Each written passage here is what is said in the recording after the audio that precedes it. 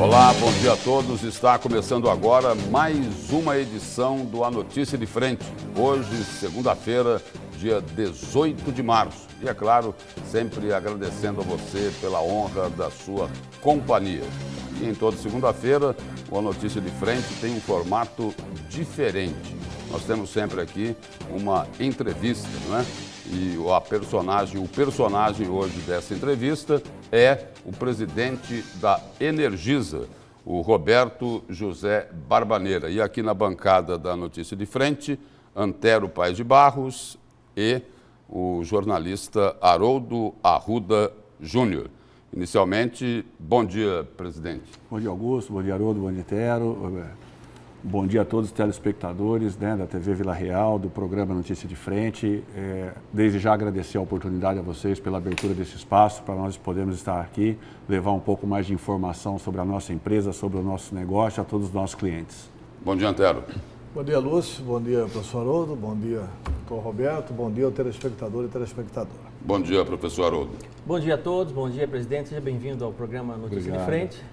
E uma excelente semana a todos os telespectadores e telespectadoras do programa Notícia de Frente. E a gente começa essa entrevista aqui falando já de uma polêmica, presidente. A Energisa contesta uma informação divulgada pelo PROCON estadual em relação ao prazo para o corte de energia. O órgão de defesa do consumidor defende que a suspensão do serviço seja feita só 60 dias após a comunicação do débito. E aí, para falar sobre esse e outros assuntos aqui, é que nós estamos recebendo o presidente da Energisa, Roberto José Barbaneira. Presidente, vamos começar por essa questão aqui do corte. Por que é que o senhor acha que o PROCON não tem razão nesse prazo que eles estipulam que deveria ser o prazo correto para que a Energisa pudesse ir lá e cortar o fornecimento de energia ao consumidor?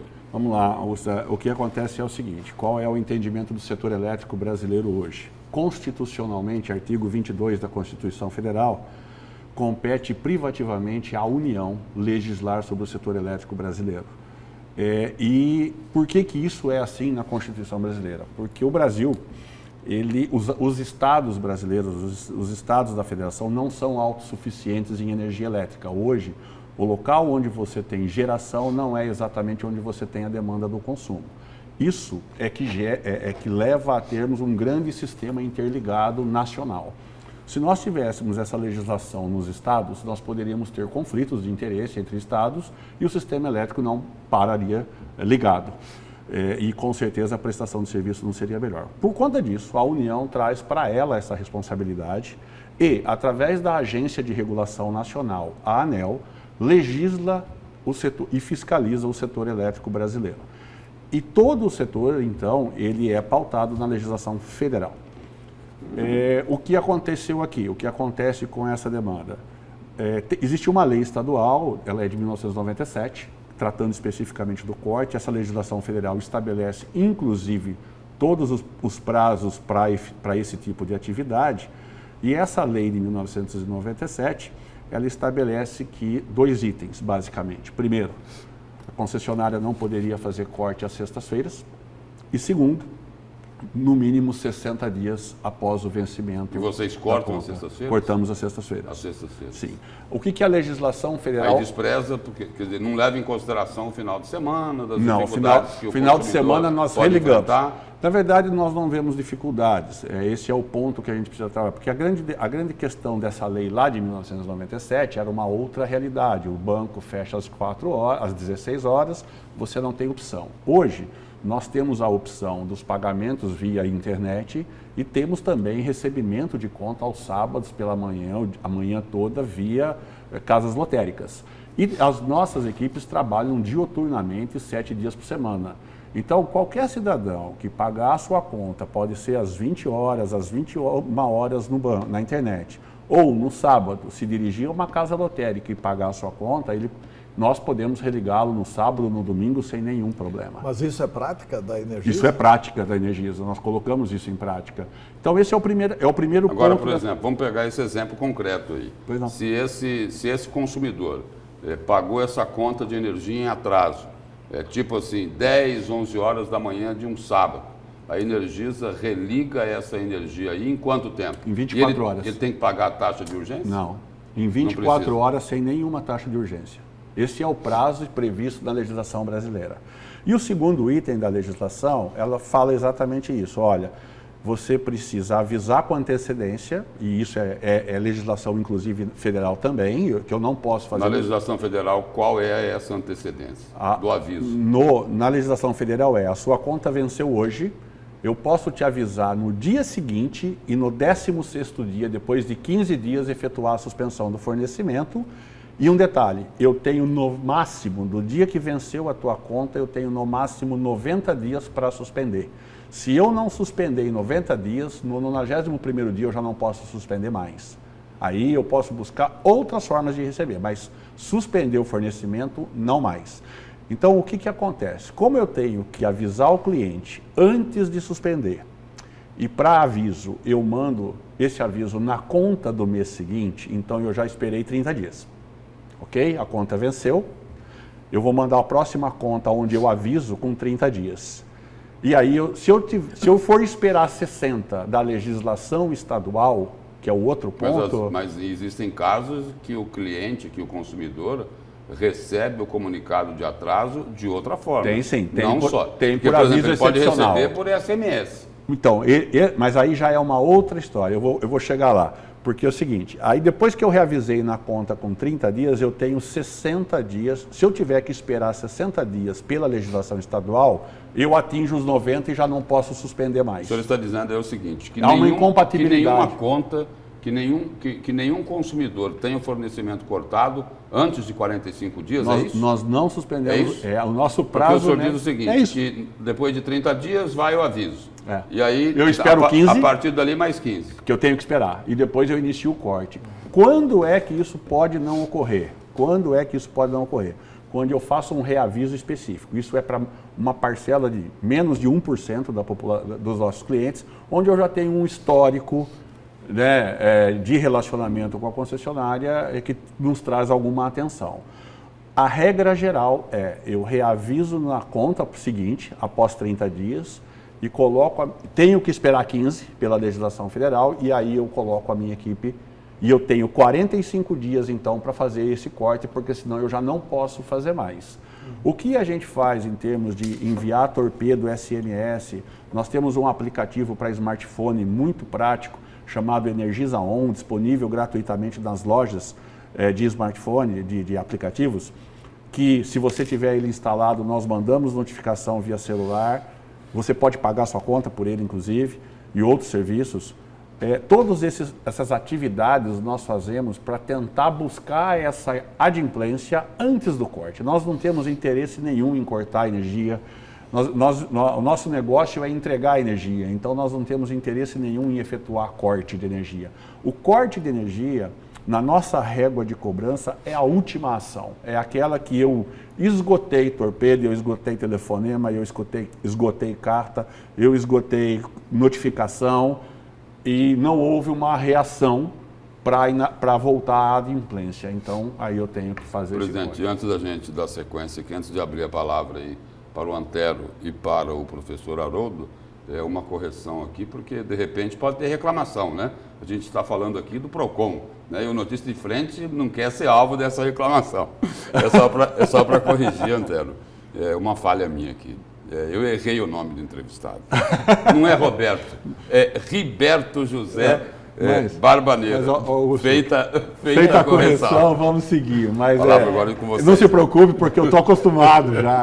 Pois eu até vi escrito aqui Riberto. Todo mundo acha que é erro de digitação. Mas você falou Roberto, vamos nessa, né? Vamos nessa. A elegância falou Roberto. Ele falou, né? Imagina. Mas, doutor Riberto, é o seguinte. A Energisa, porque eu me lembro, eu fui secretário da Casa Civil do governo Dani de Oliveira, que foi quem privatizou a SEMAT. Lá em 97. Aí veio o Rede, aí veio não sei o que, etc. Na época uma gritaria enorme contra a privatização e tal, mas a SEMAT da época pagava 18 salários, a SEMAT da época não tinha dinheiro para pagar borracheiro, Sim, atrasar borracheiro, não tinha dinheiro para fazer investimento. perfeito. Grande parte do estado de Mato Grosso estava no Não escuro. No escuro. Depois das medidas tomadas pelo Dante, é que nós acabamos com o racionamento no interior do estado de Mato Grosso. Perfeito. Aí veio a rede, depois da rede a Energisa, que substituiu a rede. E uma intervenção federal aí no E meio uma entre uma e intervenção outra. no meio, que teve um interventor aqui que havia sido até diretor Perfeito, em épocas anteriores. em épocas anteriores do governo Dani Oliveira. Exato. Né? Hoje, a Energisa está com suas finanças Em dia? saudáveis aqui Plenamente. no Mato Grosso. Plenamente. E a capacidade de investimento da Energisa e tal está recuperada? Está recuperado completamente. Nós temos hoje uma empresa plenamente sadia.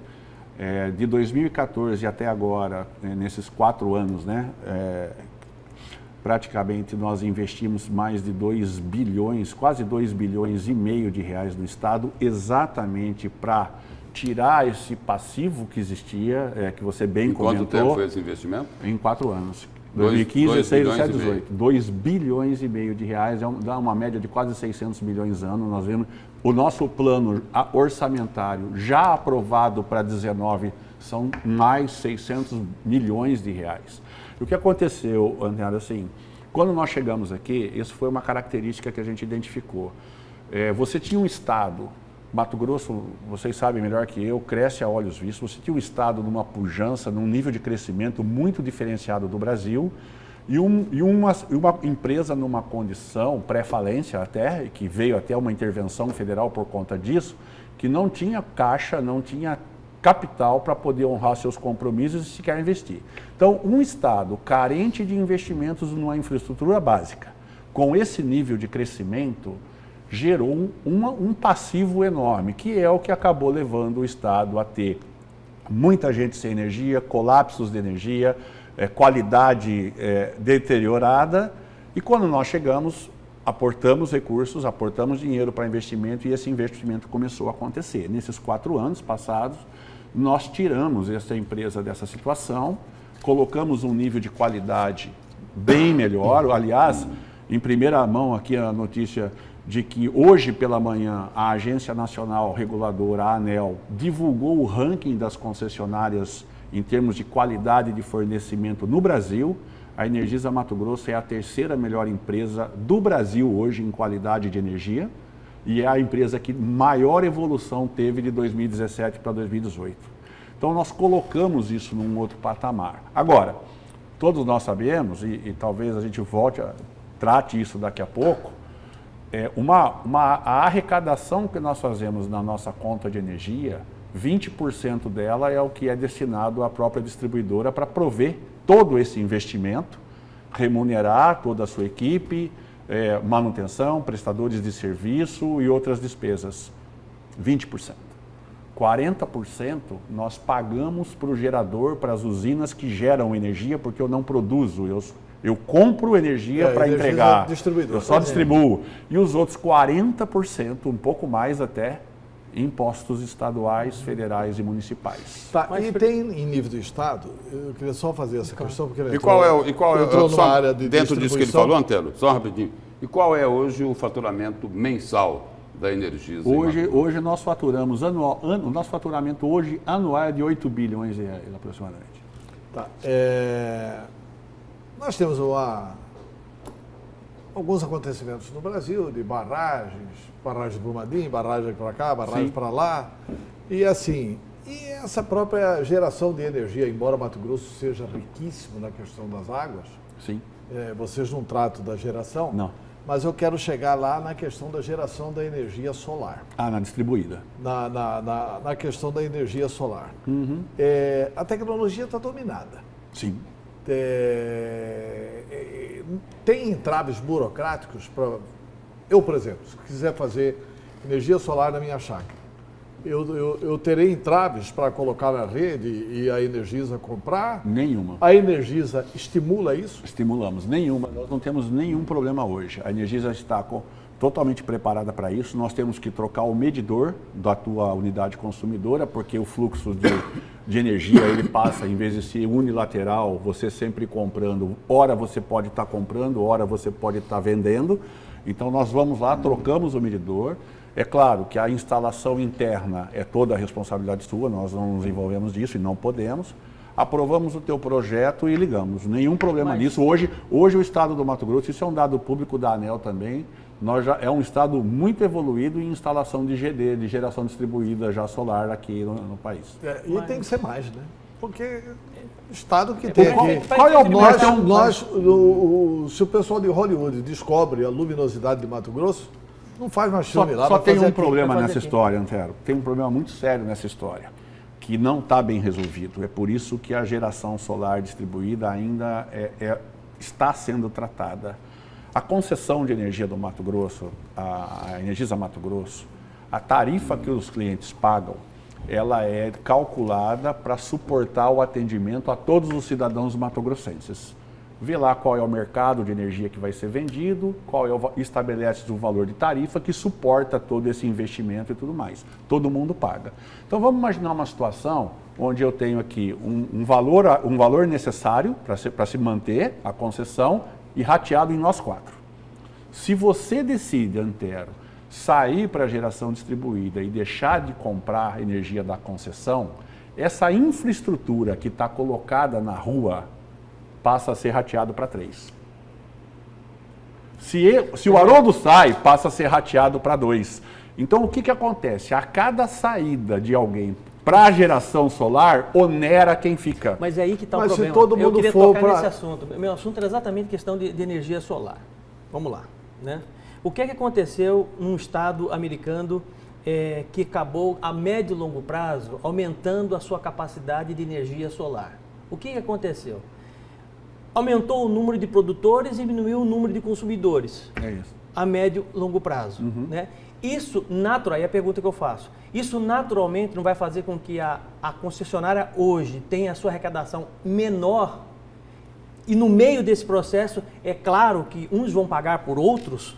É o que já está acontecendo aqui. Então, por isso desse problema. Hoje a energia solar ela está sendo implantada e ela tem o valor que tem, o preço que tem de implantação, investimento, porque ela é subsidiada. Ela recebe subsídio como forma de estímulo. Agora, onera quem fica. Isso. Então, se você tem condição hoje de investir 20 a 25 mil reais, colocar na tua casa um painel solar, ótimo, você vai ter o benefício. Mas a sociedade está pagando esse preço. Esse é o imbróglio hoje regulatório que diz respeito a isso. A solução é a revisão da legislação do setor elétrico. O setor elétrico tem que mudar. Concretamente mudar em quê? Nós temos que pensar num novo modelo tarifário, porque o que acontece hoje? A distribuidora, ao contrário do que muita gente pensa, que a gente ganha dinheiro vendendo energia, nós não fazemos isso, a distribuidora não faz isso. A distribuidora ela é remunerada pelo ativo que ela coloca à disposição para poder prover a energia. Mas nesse caso aí, só abrindo um parênteses, presidente, o investidor, ele acaba não correndo risco nenhum. Nenhum. Né? O risco fica todo para o consumidor, porque é o seguinte, diminuiu lá um consumidor no sistema energético convencional, aí é o seguinte, ele saiu de lá, eu e o Antero e o senhor vamos ser penalizados. Claro, mas por quê? Porque a tarifa por mim. Mas por quê? Porque o investidor aí ele não corre o risco. Não, quem vai correr o risco é o consumidor. Mas olha só, imagina que eu tenho uma infraestrutura de postes hoje, colocadas na rede, um transformador e o ramal de serviço e o medidor que chega à casa de nós 4 aqui. A hora que o Antero sai, porque eles instalam um painel solar, absolutamente nada desses postes, dessa rede, eu posso tirar, porque se eu tirar, os outros 3 não vão ter energia. Então eu tenho que manter toda essa infraestrutura para atender menos cliente. Se eu tenho que manter a mesma infraestrutura para atender menos cliente, essa infraestrutura agora ela passa a ser rateada por um número menor de pessoas. Fica mais caro. Fica mais caro. Entendeu? Então, se o setor elétrico não mudar esse modelo de legislação, não mudar esse modelo tarifário, nós não fechamos a conta. Como é feito isso fora do Brasil? Porque os outros países já usam isso muito melhor que nós. São legislações diferentes, né? Você tem hoje a tarifa de energia elétrica, ela possui fora o imposto, vamos deixar o imposto de lado, eu falei lá que uma tarifa de 100, 40 é imposto, 40 é geração e 20 é distribuidora. Vamos deixar o imposto de lado, porque isso é uma questão extra concessão de energia. Quando você olha 40% de geração e 20% de distribuição, esse modelo hoje do setor elétrico, ele é carregado dessa forma. Esse pacote da geração, ele está aqui. Então, quando você fala, bom, como é que isso é fora do Brasil? Fora do Brasil a legislação é diferente, tem outras formas de se fazer. O nosso modelo ele é relativamente novo, né? O modelo tarifário, ele está em constante evolução pela Agência Nacional. Aliás, é um trabalho constante de aprimoramento desse modelo, com audiências públicas e tudo mais. E hoje, como nós somos remunerados pela instalação disponível, que é essa rede toda que se vê nas calçadas das ruas, as redes e tudo mais, a remuneração da distribuidora é por esse parque de ativos. Então, nós temos que desvincular, eu preciso desvincular esse modelo de remuneração, porque esse modelo de remuneração é que amarra essa situação. Se eu pudesse, com a saída do Antero, tirar uma parte do meu ativo, isso baratearia e ficaria igual para todo mundo, mas eu não consigo tirar, porque tem outras pessoas dependendo desse mesmo ativo. Presidente, Tá, tem uma só um parênteses sobre isso aqui, Lúcio, porque nós vivemos também uma situação de muito atraso em relação ao mundo, né? Por exemplo, você anda nas ruas de Cuiabá, você olha para cima, aqueles fios de luz ali, quando em grande parte do mundo aquilo já é subterrâneo. Sim. O que precisa fazer para fazer isso em Cuiabá? Na verdade, sob o aspecto de domínio de tecnologia, isso já é disponível. Já né? está disponível, Então, sei. se você for em Brasília, você Não, vai no ver Brasil praticamente tem, tudo subterrâneo. Então, não é um problema de tecnologia. A questão ainda é preço, custo. Uma rede subterrânea, ela é consideravelmente, chega a 10 vezes mais cara que uma rede aérea. Isso vai para a tarifa. Então se você hoje pensar em colocar uma rede subterrânea, você vai aumentar a tarifa. E a população brasileira, a sociedade brasileira não paga isso, não consegue pagar. Bom, mas como é que outros países conseguem? Modelo tarifário. Porque a nossa tarifa ela é dimensionada pelo ativo à disposição. A hora que eu faço um ativo mais caro, ele me dá uma remuneração maior e, consequentemente, o rateio vai ser maior. Então, é por conta disso que a questão do subterrâneo ainda fica tão limitada. Presidente, vamos voltar lá àquilo que interessa, e interessa assim, muito de perto ao consumidor. O senhor, ao responder aqui o primeiro questionamento sobre corte de energia, o senhor falou, olha, nós fazemos tudo certinho, obedecemos uma legislação federal, porque a legislação estadual aí, ela tem menos valor do que a legislação federal, é a federal que determina as regras do setor. Pois bem, se a Energisa faz tudo direitinho. Temos falhas, hein, Se ela Augusto? faz Nós tudo temos direitinho. falhas, Eu estou me baseando no que o senhor respondeu lá. Por que é que a Energisa é a líder, é a campeã de reclamações lá no Procon? É o consumidor que está errado? Não, são dois motivos diferentes. Na verdade, o primeiro deles e eu tenho colocado isso em todas as oportunidades, a Energisa tem hoje no estado do Mato Grosso 1.400.000 clientes. O último dado do Procon, se eu não me falha a memória, o ano passado, 2018, foram 5.000 reclamações. Se eu relativizar 5.000 reclamações para 1.400.000 clientes, eu tenho menos de 0,5% de clientes reclamando.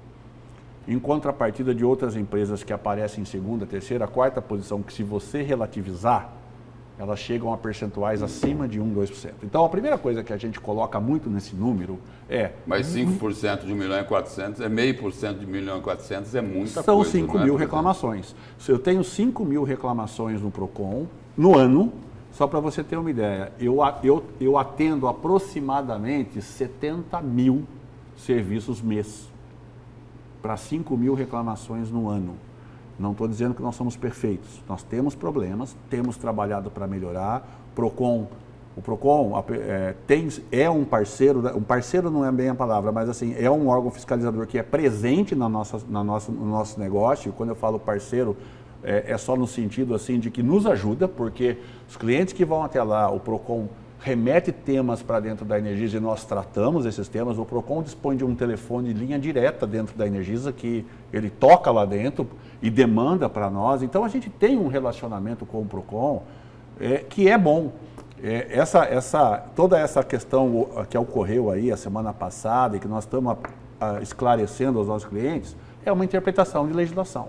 Mas a gente no dia a dia, nós somos fiscalizados pela agência estadual aqui, que é a AGER, que tem funcionários altamente competentes do setor elétrico, um quadro técnico muito bom de servidores públicos na AGER, que estão semanalmente dentro da empresa fiscalizando as nossas atividades. Então, assim, por que eu tenho muita reclamação no PROCON? Primeiro, pelo meu volume de atendimento. Porque tem um problema muito grave aí no aumento do valor da conta que o consumidor não aceita de jeito nenhum, em muitos casos. Eu tenho isso. O grande vilão, a principal causa dessas reclamações no PROCON hoje, atestada, é exatamente variação de consumo. A variação de consumo. Agora, tem uma informação que é importante. Mas não ocorre a variação de valor? Muito. Agora, não necessariamente a variação de consumo. Isso que é um dado que precisa ser entendido. Mas essa é justamente a minha pergunta, que muita gente não entende, eu inclusive não entendo, né? Vocês fizeram a opção há pouco tempo atrás da tarifa branca. Tarifa branca. A partir de janeiro de 18. Tá. Qual é a diferença daquele que é optante da tarifa branca, daquele que não é e faz economia justamente no pico que dá até 300% de aumento de energia, que é após 18 horas? Vamos lá. Porque se ele fizer economia no período de pico após 18 horas, não tem porquê, não tem justificativa nenhuma dele ter a tarifa branca. Porque veja só, qual é a explicação para a tarifa branca? Que ela está disponível a todos os nossos clientes desde janeiro de 18 e hoje nós temos no Mato Grosso 1% praticamente dos nossos clientes que aderiram à tarifa branca. Essa adesão ela é iniciativa do cliente. Qual que é a vantagem da tarifa branca? Se hoje eu tenho uma tarifa de, vamos colocar um número aqui, de R$1, independente da hora do dia, qualquer hora que você consumir, aquele quilowatt-hora vai ser taxado a R$1. Perfeito ou não? Perfeito. Se você optar pela tarifa branca, não é mais uma hora qualquer hora do dia. Eu vou ter em horários diferentes, valores diferentes. Quando é fora do horário de ponta, que o nosso horário de ponta aqui é das 17h30 às 20h30, quando é fora desse horário, ela cai para 80 centavos. Então a vantagem é fica mais barato.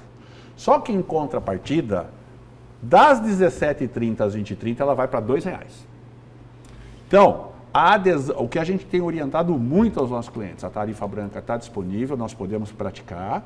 Trocamos o medidor também, porque o medidor precisa ter a capacidade de medir por hora agora o seu consumo, não é mais, porque ele precisa identificar o horário. Só que é o seguinte, se você não conseguir modular o teu consumo para sair da ponta, essa conta pode ficar mais cara, porque o valor dela na ponta dobrou.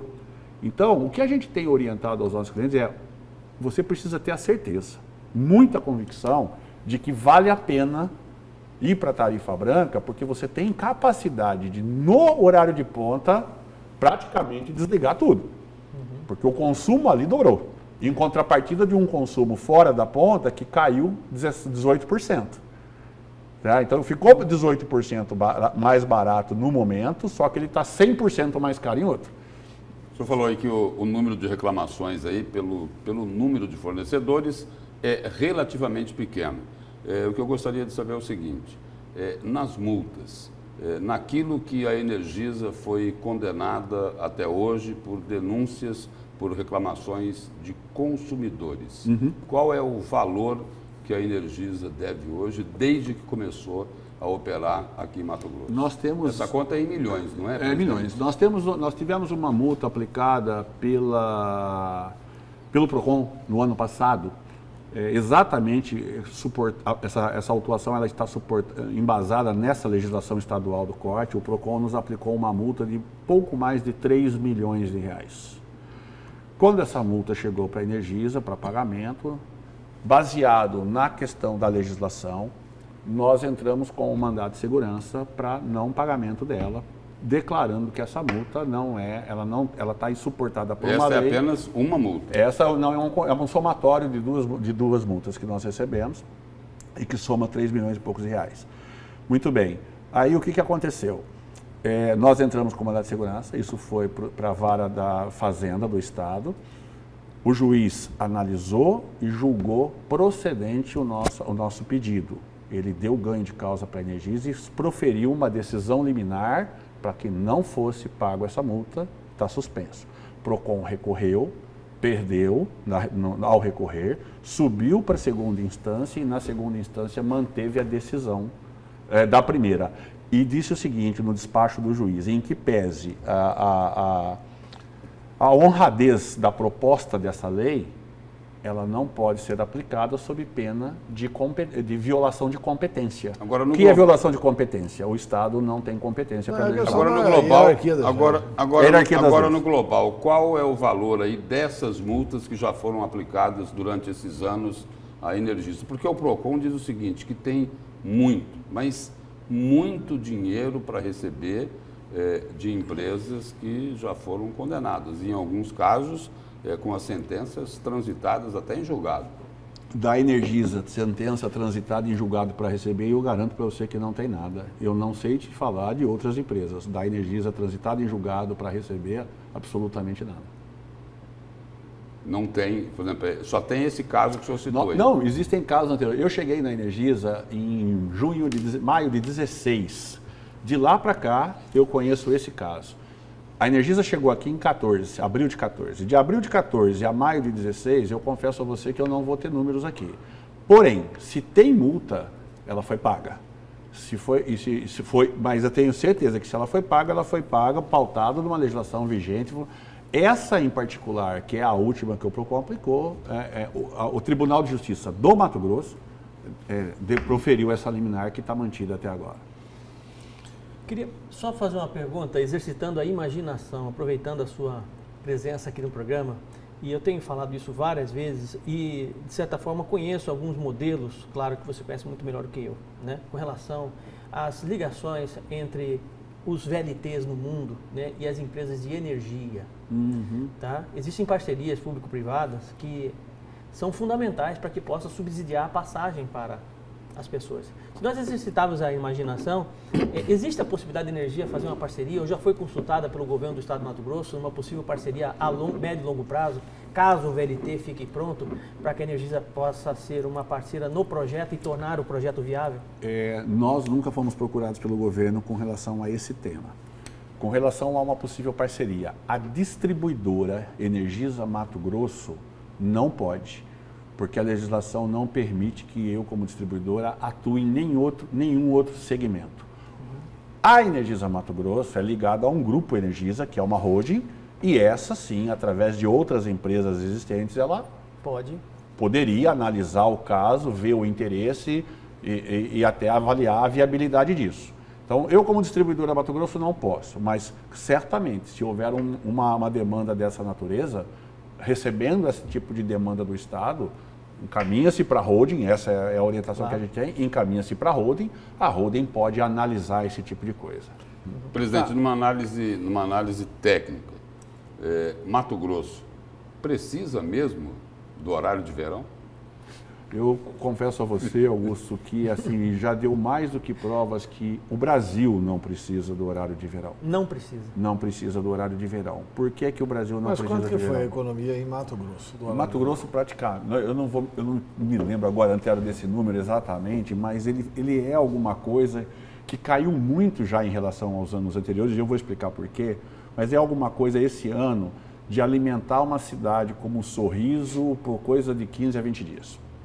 Então, é mínimo. Por que disso? Porque o horário de ponta de carga do Brasil mudou. O horário de verão ele era interessante quando a ponta de carga acontecia lá às 18 horas. Né? Que é quando todo mundo chega em casa, vai para o chuveiro, liga o chuveiro, a iluminação pública acende, aquela coisa toda. Hoje, o perfil de carga tem mudado e o nosso horário de ponta ele começa a partir das 2 horas da tarde, calor, ar-condicionado ligado e tudo mais. Então, você deslocar aquela 1 hora para poder só dissociar, na verdade o horário de verão o que se fazia era dissociar a ligação de chuveiro da iluminação pública. Esse era basicamente, porque nada muda além disso. Então, hoje isso aqui já não é mais o determinante da ponta. Tem dias, se você parar para observar nos últimos anos, os grandes desligamentos chamados blackouts no Brasil se deram por volta das 14 horas, 15 horas, que é exatamente a hora que o sistema está mais carregado. E por que é que insistem tanto nesse horário de verão? É o seguinte, tem gente que gosta, mas a maioria reclama. É uma questão muito biológica isso, né? Mas já houve esse ano uma conversa de que possivelmente fosse o último ano de horário de verão no Brasil. Vamos esperar, porque cabe aos legisladores, né? O senhor trata aí de um problema que é uma questão assim que a população tem dificuldade de entender um pouco. A questão da taxa de iluminação pública. Aham. Quem que é responsável pela iluminação pública? É a Energisa? Muito boa a sua pergunta, Tera. Não. E essa é uma dúvida que toda a população, muita gente tem ainda, persiste essa dúvida. Nós tentamos esclarecer isso permanentemente. Só para complementar. Mas assim, por exemplo, no centro da cidade tem iluminação pública. Tem. Nos bairros mais centrais tem iluminação Tem. pública. Na periferia da cidade pode ser que tenha algum bairro que não tem ainda. Pode. Né? E mesmo o cidadão desse bairro onde não tem a iluminação Ele pública, paga a ele iluminação. paga a taxa de iluminação pública. Paga. Essa máquina. Agora, em muitos bairros da periferia, se tem a iluminação, Pode estar apagada as lá. pessoas não veem, porque é uma escuridão. Então vamos lá. Em muitos. Ótimo, vamos lá. Vamos esclarecer bem, porque eu acho que é muito oportuna a pergunta. Veja só. O primeiro, é uma legislação municipal. Lembra quando eu falei que 40% é imposto federal, estadual e municipal? O municipal é exatamente a contribuição para a iluminação pública ou a taxa para a iluminação pública.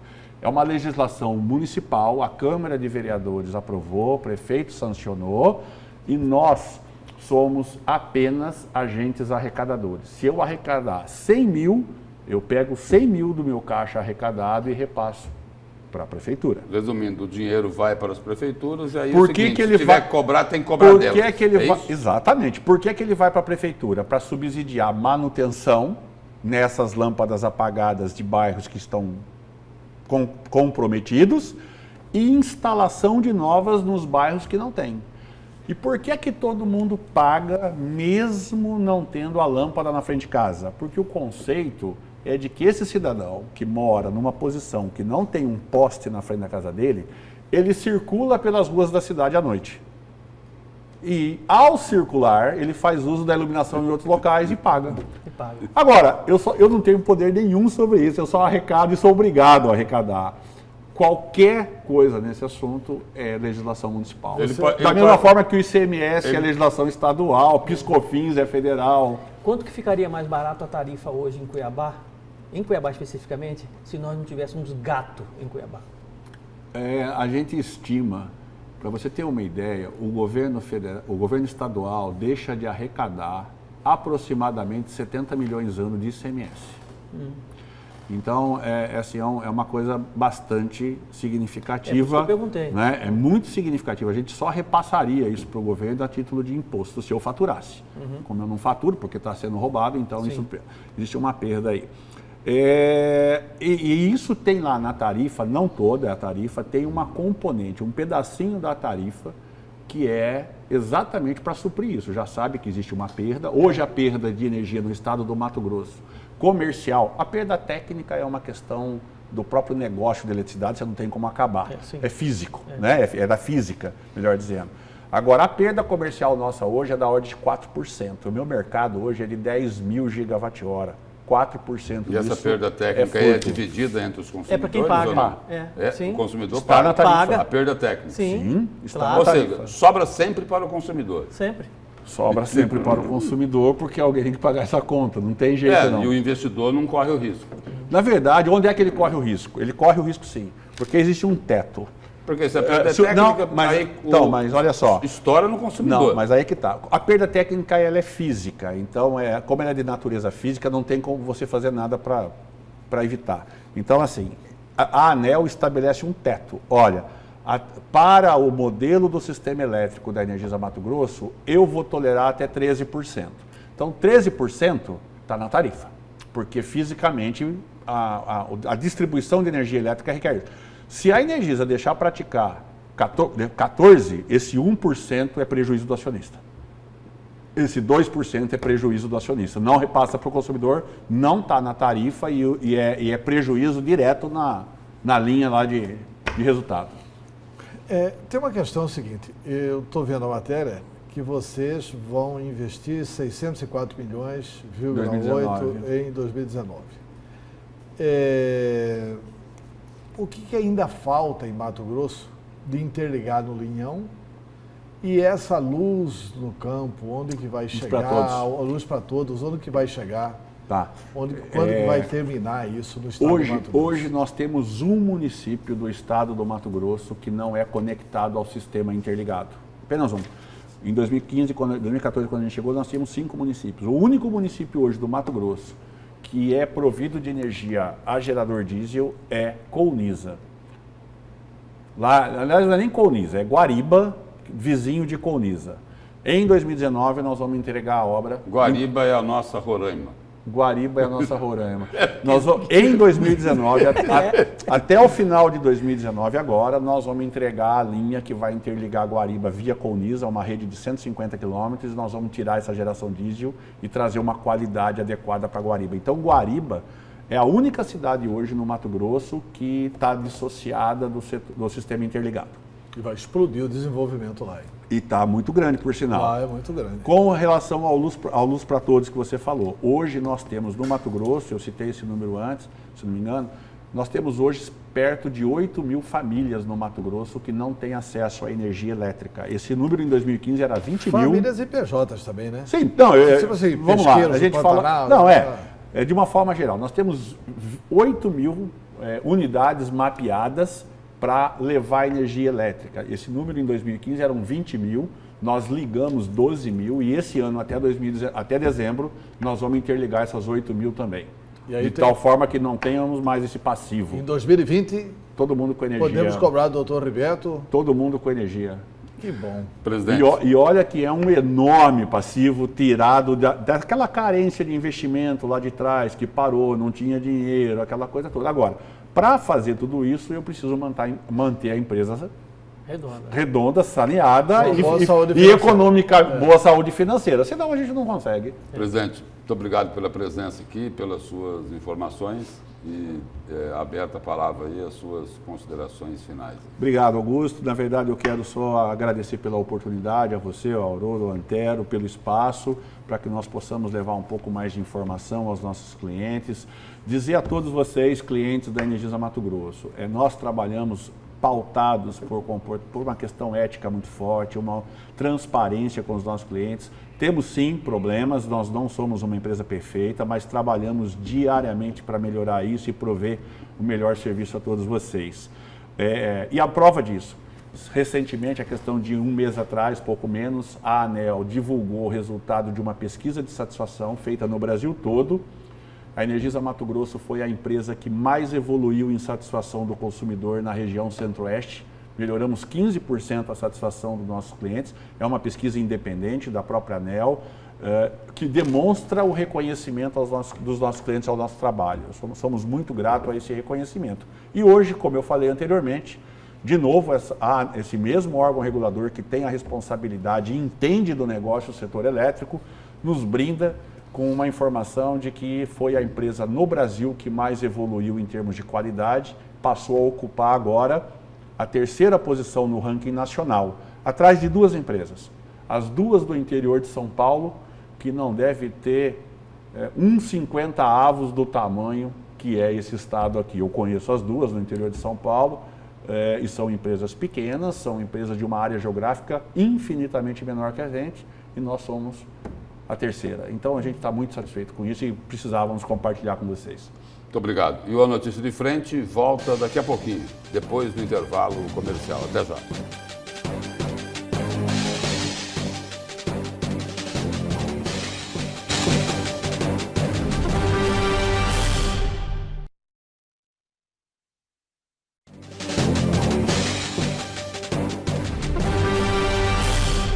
Novidade, emoção, tecnologia é NET. E só quem é NET tem a banda larga líder em ultra velocidade. E essa banda larga agora tem uma novidade para você. É o Wi-Fi Plus, um super Wi-Fi com muito mais sinal pela casa. O Wi-Fi Plus é um Wi-Fi mais potente, com mais alcance, com conexão muito mais rápida. O Wi-Fi Plus chega onde o Wi-Fi comum não chega. É a emoção de ter a internet onde você precisa, para ver redes sociais, notícias, vídeos, filmes e até séries onde você quiser, porque banda larga tem que ter novidade, emoção e tecnologia. Banda larga é NET. Ligue 4004-4910. Acesse net.com.br ou vá até uma loja Claro. E dando sequência aqui ao Notícia de Frente, a gente destaca que Emanuel acusa Valtenir de ser especialista em roubos e esquemas. Ao rebater as críticas do deputado Valtenir Pereira, do MDB, do mesmo partido que o prefeito, Emanuel Pinheiro falou que o colega de partido é especialista em roubo e crime. Além disso, ele garante que o problema do MDBista é ciúmes pelo fato do filho dele, Emanuel Pinheiro Neto, também conhecido por Emanuelzinho, ter sido eleito deputado federal e ele não. Abre aspas. Uma pessoa com uma voz isolada, morrendo de ciúmes, porque o meu filho foi eleito deputado federal. Continua ainda o prefeito. Se você não deu conta de ser eleito, levanta, sacode a poeira e dá a volta por cima. Não joga rasteira, não joga baixo, não participo de movimentos tentando usar a Santa Casa, fecha aspas, disse Emanuel Pinheiro. Agora, na outra ponta, Valtenir diz o seguinte, que quem está jogando baixo com a Santa Casa é o prefeito Emanuel Pinheiro, que não passou lá, não repassou aqueles 12 milhões e 400 mil reais que eram de uma emenda parlamentar. É chumbo para cá, chumbo para lá. Pois é, e o Valtenir já respondeu isso. E ele respondeu, disse o quê? está lá no PNB O Online. Valtenir respondeu, não, deve estar provavelmente toda a imprensa, ele mandou a nota para toda a imprensa. O PNB Online publicou. Valtenir Pereira diz que Emanuel Pinheiro é PhD em roubo. Olha, eu não sei onde que vai chegar esse nível. E o Carlos Bezerra, hein? Porque ele disse o seguinte, que olha, Valtenir Pereira está errado porque está ciscando para fora. O Carlos Bezerra deve estar achando assim, olha, abrir a porta do galinheiro, porque não é possível. Está todo mundo ciscando para fora. Todo mundo ciscando para fora. Aí eu pergunto para vocês e para o telespectador, que tipo de contribuição tem esse tipo de discussão? Zero. Zero. Zero. Perda de tempo. Daqui a pouco aqui, professor. Você Daqui acha Tanta isso coisa mesmo? para discutir, Santa Casa, que está aí Daqui fechada. a pouco... Você acha isso mesmo? Pelo amor de Deus, não tem, só falta você achar que é produtiva, tem coisa boa nessa conversa, entendeu? Pelo amor de Deus. Hã? Não. eu acho que política é coisa pública. Mas não mas tem muita coisa muito importante para discutir. Verdade. Olha, Mas a verdade tem que ser dita. Ó, tem uma reportagem O aqui. pior aí é se os dois tiverem razão. O duro é... Aí vai ser difícil. Aí vai ser ruim. Olha, se os dois tiverem razão, realmente, aí é o caos absoluto. Aí é complicado. E vai ter aqui na reportagem que nós vamos assistir agora, professor Iantero, tem uma senhora aqui, eu vou até citar o nome dela. Ela encerra essa reportagem do Antônio Carlos Silva. O nome dela é Fabiana Rocha de Oliveira, que ela vai responder assim a sua pergunta de forma integral. Quando ela dá um recado não só para o Emanuel Pinheiro, para ele e para mais um bando de gente, né, da política. Essa semana, vamos então à reportagem aqui, essa semana será decisiva para a Prefeitura de Cuiabá em relação à Santa Casa de Cuiabá. Bom, ia ser decisiva semana passada e não foi, jogaram para frente. O prefeito Emanuel Pinheiro terá uma série de reuniões com autoridades para decidir o que irá fazer sobre a Santa Casa de Misericórdia de Cuiabá. O repórter Antônio Carlos Silva tem todos os detalhes. Bom dia. Esta semana será decisiva para a Prefeitura de Cuiabá decidir o que irá fazer em relação à Santa Casa de Misericórdia de Cuiabá. A semana começa com a agenda já pela manhã desta segunda-feira. Hoje pela manhã, o prefeito da capital tem reuniões tanto no Tribunal de Justiça de Mato Grosso, como também no Tribunal Regional do Trabalho. A prioridade nessas duas reuniões é para decidir, por exemplo, exemplo, o que a Prefeitura irá fazer em relação à Santa Casa. Se irá rescindir o contrato, se irá realizar uma intervenção. No caso da Justiça do Trabalho, é sobre o cronograma de pagamento dos salários atrasados dos cerca de 800 funcionários. Eles estão sem receber salários há 5 meses. O último pagamento que saiu foi em dezembro, mas a folha é de outubro. Como que é trabalhar e viver assim? É complicado. É extremamente complicado, porque a gente, mesmo nessa situação, a gente acreditava na resposta do Dr. Antônio Preza, todo mês mencionando tal data ia pagar. E a gente acreditava, mesmo com os salários atrasados, nós íamos com amor, mesmo assim exercendo a nossa função, sem deixar os pacientes aparecer. Só há uma possibilidade, que eu vou construir com os trabalhadores, da Prefeitura mandar qualquer recurso para a direção atual da Santa Casa, se esse recurso for carimbado para começar a pagar o salário dos trabalhadores. Senão, não vou mandar. Vou atender todo mundo, vou fazer o próximo passo daqui para frente e vamos dar sequência a esse trabalho para salvar a Santa Casa. Cuiabá, apesar de ter a gestão plena na área da saúde, do SUS, o Sistema Único aqui na capital de Mato Grosso é mantido por 3 entes federados: Governo Federal, Governo do Estado e o município. Só que atualmente quem está bancando o SUS em Cuiabá é apenas Brasília, a União, Governo Federal e a Prefeitura de Cuiabá. O Estado está atrasado há meses em relação, por exemplo, ao pagamento das internações em UTIs, as unidades de tratamento intensivo.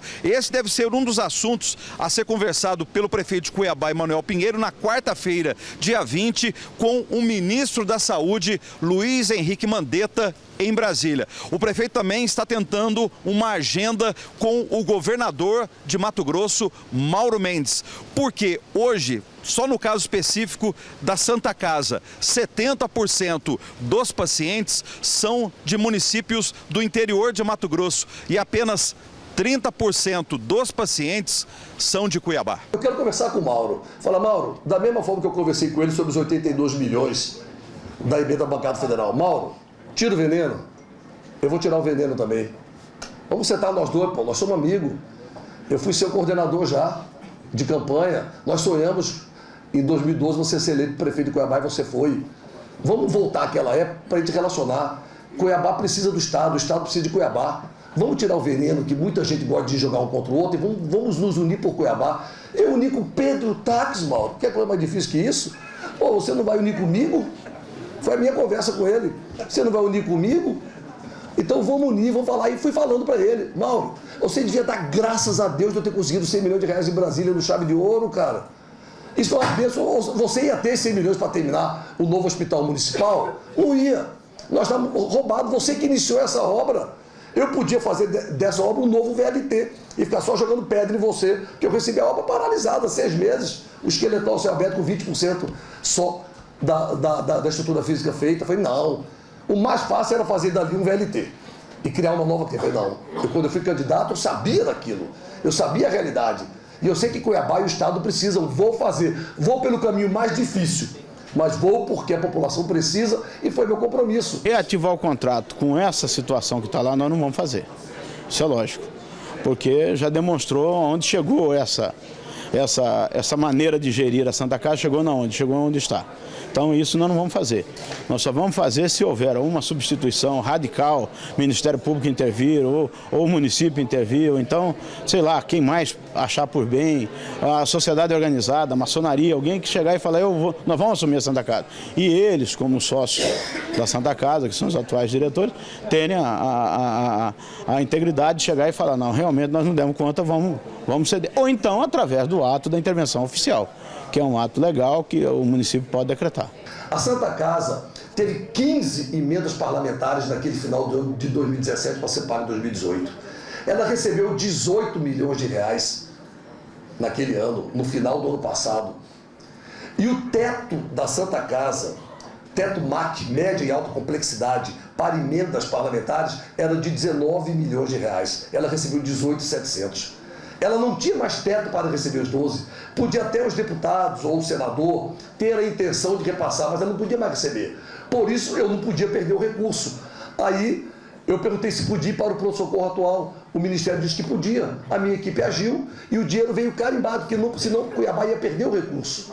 O dinheiro veio carimbado, está no documento, para o Hospital e Pronto-Socorro Municipal de Cuiabá, e lá foi aplicado. Não nego nada para a Santa Casa e não nego. Tanto é que ela nos deve 24 milhões de reais.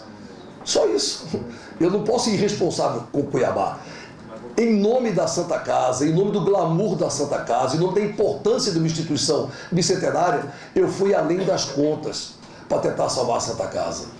Agora, um problema de gestão interna de uma instituição privada não cabe a mim. Eu tenho que cobrar parte contratualizada e é isso que nós fizemos e estamos fazendo. Por isso está doendo, porque eles queriam que ficasse solto. Então isso aí está pacificado. A história é exatamente essa que eu contei. É a verdade. E oficializado, documentado, e está aí no portal Transparência, está no Ministério da Saúde, está com o documento oficial do Ministério da Saúde. Pronto-socorro não atende as crianças oncológicas, Santa Casa está fechada, não vai atender, e o Hospital do Câncer não pode atender enquanto não der a entrada em todas as documentações lá. Aí, se a criança passar mal, a gente vai fazer o quê? Quem que vai dar o suporte para a gente? Eu queria que esse prefeito, quem tivesse dinheiro, repassasse, abrisse aquelas portas. Não estamos brigando só pelas nossas crianças, mas sim pela população que precisa. Não é só de Cuiabá nem de Várzea Grande, é do estado, é fora de Mato Grosso. Tem criança de Rondônia. Uma mãe me ligou ontem e falou: o que eu vou fazer? Ela está lagoa louca, tentando arrumar passagem para vir para cá. Porque está com a filha, porque nós sabemos que quando passa mal, ninguém atende eles. E é o que eu peço, socorre nós, população, porque na hora que você precisou do nosso voto, você soube ir atrás de nós nas portas, nos bairros, e nós dedicou o nosso voto a você. Agora faz o seu papel, honra o seu papel de presidente, de governador, quem for, paga essa tua casa e abre aquelas portas, porque ela precisa ser aberta para a população, porque vocês têm plano, nós não temos, nós dependemos do SUS. Com o apoio de Alessandro Macedo e imagens de Aguinaldo Cavalcante, Antônio Carlos Silva para a Notícia de Frente. Parabéns à dona Fabiana Rocha de Oliveira, essa senhora que acabou de dar esse depoimento, que na realidade é um pedido desesperado de socorro. Os políticos, os governantes, principalmente aqueles que estão criando dificuldades para resolver o problema da Santa Casa, eles deviam se sentir envergonhados ao ouvir o que a dona Fabiana falou. Essa senhora, professor Haroldo, que eu disse agora há pouco, que iria responder assim, ponto por ponto, vírgula por vírgula, a dúvida que você colocou aqui. Olha, deixa eu falar o seguinte, tem vários pontos a serem colocados aí na entrevista do Emanuel. Primeiro que o Emanuel repete rigorosamente os argumentos do Valtenir.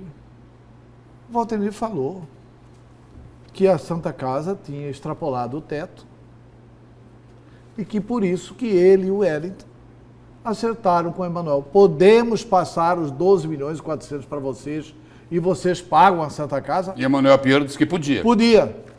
Aí o Emanuel Pinheiro anuncia isso no site da prefeitura. Ele deu publicidade a esse entendimento. Esse entendimento aconteceu, é verdade. Eu não sei por que agora mente. Não sei por que agora mente. Na verdade, a prefeitura reteve 12 milhões e 400 mil da Santa Casa. Se passar esse dinheiro para a Santa Casa volta a funcionar amanhã. A folha é 1 milhão e pouquinho, prefeitura né, Zé? é 1 milhão e 300. 5 folhas de 1 milhão e 300 dá 5 vezes 3, 15, 6 milhões e meio. 12 milhões e 400. Resolve o problema de folha. Resolve o problema da folha e de algumas emergênciazinhas que tem lá e de pagar algumas contas também. Bom, esse é um ponto. Mas tem notícia positiva. Porque o Gilberto Figueiredo teve com o ministro da Saúde. Enquanto a turma está conversando fiado aqui, ele está articulando lá. O Gilberto está agindo. É, isso aí. Ele esteve em Brasília ontem e falou com o ministro da Saúde. E o que ele mandou de mensagem para nós, eu publiquei no site PNV Online. Ministro garante ajuda e valores serão revelados em 20 dias. O ministro, inclusive, deu uma declaração seguinte: eu sou de Mato Grosso. Porque o ministro é de Mato Grosso do Sul. Só que quando ele nasceu, ele era de Mato Grosso. Gente, uma crise de 30 milhões de reais é titica de galinha para o governo federal. A solução é essa que o Gilberto foi buscar. Exatamente. O ministro ficou de dar a resposta em 20 dias. O prefeito Emanuel Pinheiro, nessa coletiva, não entrou aqui na edição, mas eu vi a fita inteira. Nessa coletiva ele disse o seguinte: eu estou propondo parte da argumentação, ele usou aí, porque 70% dos que estão sendo atendidos é do Estado e 30% é da Prefeitura. Eu estou propondo que o Mauro Mendes dê 7 milhões e eu dou 3. Para aí, doutor. O senhor ficou com 12 milhões e 400 mil da Santa Casa. Mas a saúde não é plena aqui em Cuiabá? E é plena. E Santa Casa é responsabilidade exclusiva do doutor Emanuel Pinheiro. Essas coisas precisam ser colocadas em prato limpo. O governo pode até ajudar, mas a responsabilidade de fazer é Emanuel, que ficou com o dinheiro da Santa Casa. O secretário de saúde dele está precisando de um media training. A entrevista dele é arrogante. O cidadão fala assim, aqui você está falando normal. Se você fizer assim, Humildade. você está sendo humilde. Levantou. Se você faz assim, faz Arrogante. a entrevista, você é extremamente arrogante. Preste atenção nas entrevistas desse moço. É só com o nariz empinado. E Antero, uma outra pelo informação, amor de Deus, informação, professor, sobre o secretário de Saúde do Estado, Gilberto Figueiredo, nessa conversa dele com o ministro da Saúde, além desse compromisso de ter uma posição aí de recursos financeiros para a Santa Casa aqui, que seria em 20 dias, já ficou definido o seguinte: uma consultoria para tentar aprimorar, que vai buscar aprimorar esse sistema, o modelo de gestão da Santa Casa de Cuiabá, baseado num exemplo de gestão, de modelo de gestão, que é a Santa Casa de Porto Alegre. Isso já teria ficado acertado com o ministro da Saúde. Enquanto aí a turma aqui em Cuiabá fica batendo boca, outros estão trabalhando. Eu tenho apostado todas as minhas fichas no Gilberto Figueiredo, dessa ida dele a Brasília. Mas sem transferir para ele a responsabilidade da crise criada pelo Emanuel. Exato, porque eu acho que o Porque essa crise tem nome e sobrenome. Essa crise foi criada por Emanuel Pinheiro. Se Emanuel Pinheiro tivesse repassado o dinheiro da Santa Casa, não teria essa crise. O ministro da Saúde estará aqui dia 22 de abril para lançamento da campanha da vacinação das Américas, né? Ele e outros ministros. Eu aposto todas as fichas nesse tipo de articulação porque eu acho a mais prudente, a mais inteligente e, sem dúvida alguma, a médio e longo prazo, a mais eficaz. Porque, como bem disse Antero, 30 milhões de reais para o governo federal é absolutamente nada, entendeu? Então dá para... rigorosamente nada. Então, dá para agilizar isso, resolver e tocar o barco para frente. E uma outra informação aqui, foi publicado no portal Gazeta Digital, uma reportagem da Vivian Lessa aí no final de semana. O título da reportagem: Emanuel afirma que fechamento da Santa Casa é maldade da direção atual. E da Prefeitura. A decisão de fechar a Santa Casa de Misericórdia foi maldade da direção atual. O ato foi desumano, disse o prefeito de Cuiabá, Emanuel Pinheiro. De acordo com ele, a direção do hospital deveria ter respeitado o contrato assinado com a Prefeitura, que prevê o comunicado antecipado de no mínimo 90 dias para a interrupção dos serviços prestados à sociedade. Mas, por exemplo, ele ia passar os 3 milhões e 600. Até na véspera de repassar, ele confirmou. Não confirmou, Antero? Mas não comunicou nada. Não. Só avisou que não ia repassar mais. Ou, pelo menos, mandou os assessores dele mais próximos darem esse recado para a Santa Casa de Cuiabá. Outra coisa, ele acusa a direção atual. Diz que é maldade da direção atual. Mas espera aí, o culpado não era o Antônio Preza? Pois é. E outra coisa, essa briga com a Santa Casa... a intervenção tem vários problemas. O Emanuel não interviu, não é por nada não, porque não é besta. Porque assim, você vai intervir numa instituição, quem são os diretores da Santa Casa? São todos os médicos da Santa Casa. São os médicos da Santa Casa que dirigem o hospital. Você vai intervir, e aí, você vai contar com quem lá? Para tocar o barco. Então assim, tem que ir realmente, nesse ponto eu acho que o Emanuel acertou, né, de não incumpridar essa conversa. Agora, ele está trabalhando com dados falsos. Ele, por exemplo, não respondeu a pergunta de uma repórter. A repórter perguntou para ele, por que o senhor tirou do site da prefeitura a informação que a prefeitura divulgou para a imprensa e que nós publicamos, que a prefeitura ia repassar os 12 milhões e 400, conforme o deputado Valtenir falou. Ele ignorou a pergunta. Começou a falar do Vasco e Flamengo. Negócio assim que eu acho que o Emanuel tem sim que ir no Mauro Mendes. Acho que o Mauro Mendes tem que colocar o prestígio político dele para ajudar, mas não tem que passar a mão na cabeça de má gestão do Emanuel. O Emanuel pegou esse dinheiro e sumiu com o dinheiro. E o governador... Ele disse que aplicou no novo pronto-socorro. E o governador Mauro Mendes já disse, já foi claro. Nós dissemos aqui na última sexta-feira, a frase dele é emblemática. Essa história da Santa Casa tem que ser passada a limpo. Mas, Antero, e Lúcio, o fato da Santa Casa ter um percentual considerável de atendimentos de pacientes do Estado, não necessariamente só de Cuiabá, não seria uma responsabilidade a mais do Estado, nesse momento, de ajudar a Santa Casa? Não, pelo seguinte, Haroldo, porque ela é plena. Cada atendimento que você faz, você recebe por esse atendimento. Entendeu? Porque a Cuiabá, a saúde é plena. Eu não sei explicar detalhadamente, porque eu não sou gestor de saúde e não sou médico. O Mauro Mendes ele não se negou a dialogar. Não ele disse que ele aceita conversar. Só Vamos que ele ser sinceros aqui, ele mandou o secretário de saúde lá em Brasília. E o seguinte, o Gilberto. Ele se dispõe a conversar, a tentar contribuir, só que falou o seguinte, olha, é preciso deixar claro que a responsabilidade de forma objetiva em relação à Santa Casa de Cuiabá é da Prefeitura da capital. Até pelo sistema de gestão, que é uma gestão plena, não é isso? É isso. E aí tem um site aqui de Cuiabá, eu vou reproduzir apenas o título, né? O site Leia Agora. Ave Maria. O título é interessante. Será que é bom? Só o título. Desgoverno municipal condena Santa Casa sem misericórdia.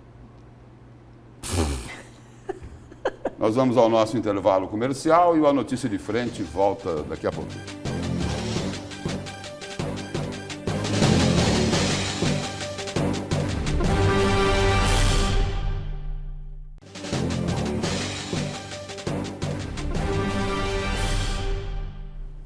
Nós estamos de volta com a Notícia de Frente desta segunda-feira, indo direto aí para os cúmplices do nosso programa, professor. Vamos lá. A Damares do Cochiponés, Ademil do Galvão, William de São João dos Lázaros, Maria Nalva de Comodoro, Altenar do Cristo Rei, Sidneia, o João Rosa do Dom Aquino, o João Carlos lá de Acorizal, o Wagner do Bosque da Saúde, o Dionaldi de Souza de Guarantã do Norte, Alice, funcionária da Santa Casa, o Carlos Neves de Jardim Florianópolis, Wanda Cardoso do bairro Três Barras, o Ailson Lima, o Tiago de Dom Aquino, Gilson do Jardim das Palmeiras, Nayara, Maria Nalva de Comodoro, Neide, João Rosa do Dom Aquino, Dionaldi de Guarantã do Norte e a Fátima do Costa Verde. Estes são os nossos cúmplices, Lúcio. E os WhatsApps aí, Antero? Até aqui. Bom dia, sou o Tiago do bairro Dom Aquino. Estou assistindo vocês e gostaria de saber a opinião por que o Ministério Público não está investigando a Santa Casa. Sou enfermeiro, amigo de vários outros profissionais e tenho pessoal que está 4 meses de atraso. Cadê a PRT? Deve ser a Procuradoria Regional do Trabalho. O Ministério Público Estadual, o MPF e a Polícia Federal. Será possível que não tenha ninguém dentro dessas entidades para agir? Indignado em assistir essas situações. Ele falou que está pior que novela, né? Aí tem aqui. Bom dia, meu nome é Carlos Neves, morador do bairro Jardim Florianópolis, Cuiabá. Minha esposa trabalha na Santa Casa, está assistindo vocês. e aguardo uma notícia pelo menos razoável. Infelizmente, nós só podemos dar as notícias que chegam aqui e as notícias que a gente tem dado estão muito abaixo do razoável. Do razoável, né? Com exceção dessa do Gilberto Figueiredo, que o Ministério da Saúde vai ajudar a Santa Casa, né? Bom dia, belo trabalho de vocês no Notícias de Frente. Os comentários são muito elucidativos, mas não coloco o nome. Aí tem outro aqui, olá, bom dia, estou assistindo o programa e gostaria de fazer uma pergunta. Os médicos que atendem por planos, mas que estão anexados à Santa Casa, também não estão atendendo? Sou de Tangará da Serra. Na Santa Casa, não. Não. Na Santa Casa, não. A Santa Casa está fechada para tudo, né? Aí tem aqui alguém mandando uma mensagem para o Toninho de Souza. Parabéns, vereador Toninho de Souza. Vamos lembrar dele na próxima eleição. Deve estar falando do movimento do Toninho para deixar a Santa Casa de portas abertas. É isso, Lúcio. Ou do Uber. Não, do Uber, o Toninho votou contra o Uber, a população não Pois está muito ele a está favor. dizendo exatamente isso. Pode ser o Uber, que também é polêmica, essa votação toda. Pode ser. E nós discutimos sobre isso. Não importa, falou que é para lembrar do Toninho da pode ser próxima eleição, positivo, então tá pode bom. ser negativo. Não, acho que está lembrando aqui positivamente. Acho, está dando parabéns. Ah, deu parabéns? Deu parabéns. Ah, então tá. E não tem aspas no parabéns? É, Não, pode ser não, sem aspas. ironia. Sem aspas. Parabéns. Então é parabéns mesmo, Então né? é parabéns mesmo. Então é isso aí. Parabéns. Bom, falando em Uber, quem não está nada satisfeito com a base do prefeito Emanuel Pinheiro é o vereador Abílio Júnior. Ele questionou a prefeitura e a base do prefeito, a base assim, os vereadores que apoiam o prefeito lá no Legislativo, de como será feita a fiscalização em cima do Uber. Aí ele postou aí um vídeo nas redes sociais e lá ele faz uma pergunta. Como é que vai ser? Vão criar uma blitz de Uber? E como vai saber se o motorista está em corrida de trabalho? Os agentes vão ter o poder de pedir para ver o celular dos motoristas? Mas vamos ver aí o vídeo do Abílio Júnior. R$ 150 para a CEMOB, lá para o semáforo inteligente. R$ 155 para eles fazer vistoria no veículo privado. Primeiro erro. Erro segundo. Intermediar serviço de passageiro vai cobrar 5 centavos por quilômetro para rodar no município de Cuiabá. Duas situações, senhor presidente. Qualquer pessoa que venha aqui com discurso de que está defendendo o Uber e que defende uma proposta como essa, é no mínimo incompetente na defesa da sua categoria. Quer defender o Uber, mas defende coisas que são prejudiciais aos motoristas e aos passageiros. Não é competente na sua defesa. E por que não é competente? Primeiro, quem é que faz a vistoria de veículo privado? É Detran. É o órgão que faz a vistoria de veículo privado. Uber não é placa vermelha. Uber não é uma outorga do município. Uber é um veículo privado. Quem faz a vistoria? Detran. Quem faz a outorga é a prefeitura. Mas o Uber não é uma outorga. Você não pode cobrar por quilômetro rodado no município. O Uber não é um serviço do município. Muito pelo contrário, o Uber surgiu quando o serviço do município era uma porcaria. Se o serviço do táxi fosse bom e a prefeitura fosse bom em fazer vistoria no táxi, não tinha ninguém querendo andar de Uber, porque o preço era bom e o serviço era bom. Se surgiu uma alternativa, é porque o outro era ruim. E é só assim que surgem as alternativas. Segunda questão, senhor presidente, que eu quero deixar bem claro. Olha só, como vai ser feita a fiscalização na rua daquele que não passou pela vistoria? Você vai parar o veículo porque ele está com o celular pendurado e vai falar, você é motorista? Aí o cara vai falar, não sou. Pronto, então tá, tchau, vai embora. Vai fiscalizar como? Vai surgir um aplicativo agora de carona e eu vou ajudar com combustível, porque eu não vou ajudar a sustentar a máfia de táxi para a empresa de táxi.